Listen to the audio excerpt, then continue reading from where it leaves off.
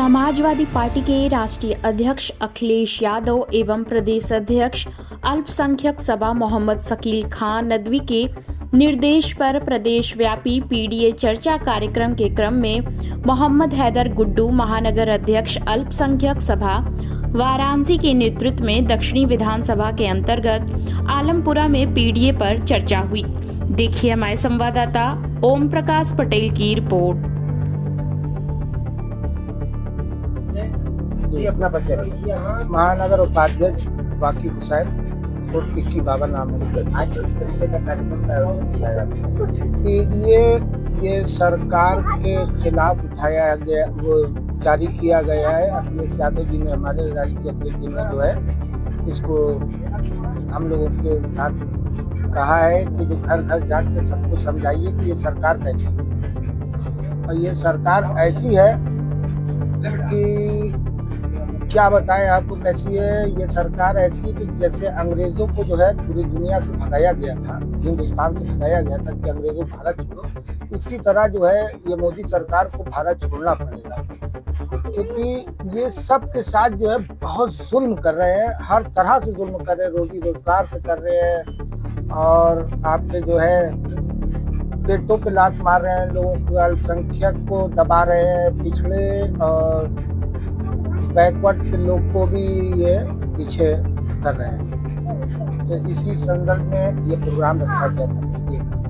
बताना है कि जो है इसमें क्या करना है और कोर्ट का मसला है जो इसको सब सही करना है।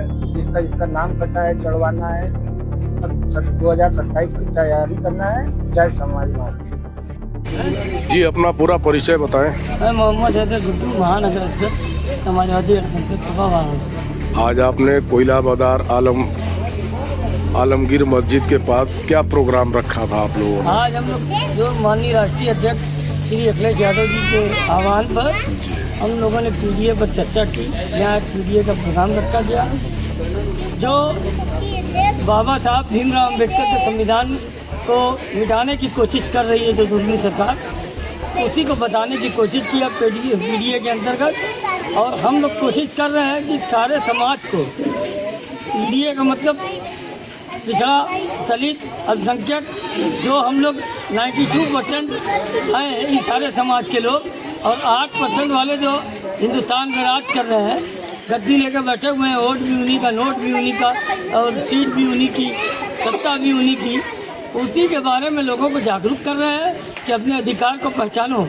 और हम 92% है, हमारी सरकार नहीं है, हम लोग नहीं सत्ता का राज भोग पा रहे हैं, वो लोग भोग रहे हैं। जो 8% है, छल कपट सारी मशीनरी को अपने साथ लेके उसका दुरुपयोग करके बाबा साहब भीमराव अम्बेडकर के संविधान को भी बदलना चाहते हैं जो खतरे में है। अगर बात की जाए तो संविधान की लड़ाई तो तमाम पार्टियां जो है संविधान पे उठ रहे सवाल को उठाती हैं, लेकिन उस पर कोई ऐसा ठोस कदम नहीं उठा पा रहे लोग कि जिससे इस चीज़ को रोका जा सके। यही ठोस कदम है पीडीए। जब पीडीए साथ रहेगा हमारे तो हर मामला उनका रुकेगा और रुक रहा है संसद से सदन तक। अभी बात हो रही थी 2027 के चुनाव की, तो 2027 जो चुनाव आने वाला है वो भी एकदम कांटों से भरा रहेगा, क्योंकि जिस तरीके से आप बता रहे हैं कि सरकार की अपनी मनमानी चल रही है, तो ऐसे में चुनाव आप लोग कहां तक लड़ पाएंगे ये नहीं समझ में बात आती है। आपने देखा लोकसभा में पीडीए को लेके हम लोगों ने 37 सीट हासिल किया। ऐसा ही हम लोग 2027 में भी हासिल करेंगे, ईमानदारी और मेहनत और लगन और अपने काम को बताते हुए कि जो राष्ट्रीय अध्यक्ष जी के और समाजवादी पार्टी के जो काम किए हुए हैं उसको दोहराएंगे, लोगों तक पहुंचाएंगे, उनके घर घर तक जाएंगे और ये जुल्मी सरकार को हटाने की बात करेंगे उनसे। हम लोग सारे समाज के लोग जो दबे कुचले वंचित शोषित समाज हैं वो सारे लोग प्रताड़ित हैं। अब लोगों के समझने, पब्लिक भी समझने लगी है, सारे समाज समझने लगे कि ये जो सरकार चल रही है सिर्फ झूठ के बुलंदे पर चल रही है।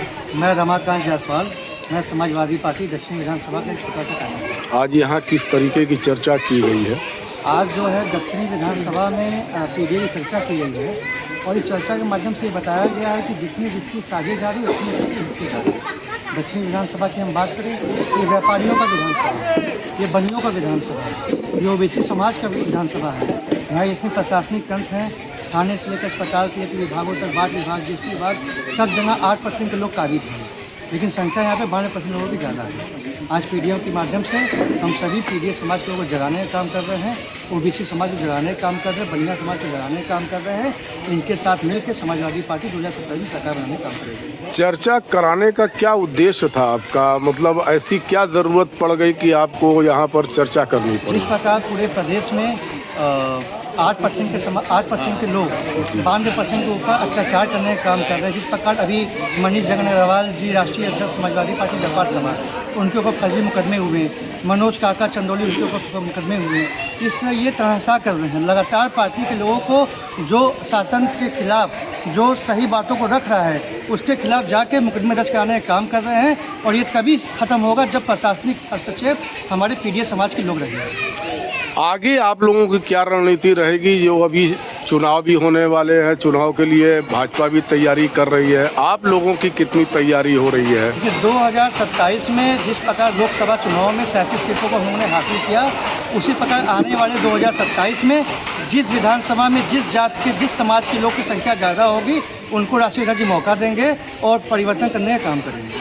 एक तरफ उत्पीड़न भी देखने को मिल रहा है, उत्पीड़न के लिए समाजवादी पार्टी या पीडीए कितना आगे आ रहा है? देखिए, समाजवादी पार्टी के लोग लगातार संघर्ष करने का काम करते हैं और वो मुकदमे दर्ज करते हैं, तो हम मुकदमे का मुंहतोड़ जवाब देंगे। और यहाँ का व्यापारी, दक्षिणी विधानसभा का व्यापारी, यहाँ का बनिया लगातार संघर्ष करने का काम करेगा, अगर सड़कों पर उतरने का काम करेगा, जहाँ व्यापारियों को पसीना बहेगा वहाँ खून बहाने का काम करेंगे।